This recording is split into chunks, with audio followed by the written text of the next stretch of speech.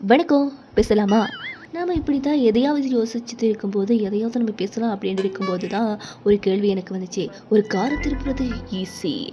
பைக்க கூட கை வச்சு கூட திருப்பலாம். ஆனா, ஆயிரக்கணக்கான டன் எடையுள்ள இந்த புகையிரதம் எப்படி திருப்புறது? இந்த கேள்வி எனக்கு மட்டுமில்ல, அட உங்களுக்கு வந்திருக்கு தானே! சரி. உண்மையில ரயில திருப்புவது டிரைவர் இல்ல, ரயில் பாதை தான்.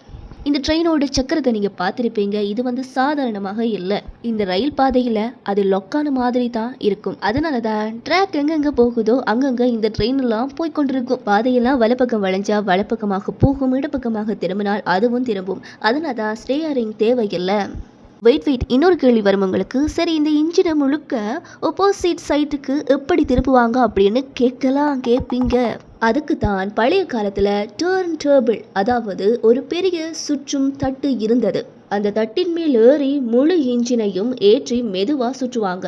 அதுக்கு பிறகுதான் வேறு ட்ராக்குக்கு அலைன் பண்ணி அனுப்புவாங்க. சில இடங்கள்ல சிங்கிள் ட்ராக் என்று, அதாவது முக்கோண பாதையும் இருக்கும்.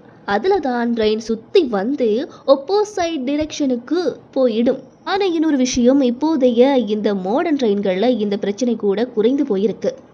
இதனால நாம் தினமும் பார்க்குற இந்த ரயில்ல கூட இவ்வளவு இன்ஜினியரிங் இருக்கு. அதனால தான் புகையிரதம் ஒரு சாதாரண வாகனம் இல்ல, அது நகரும் அறிவியல்.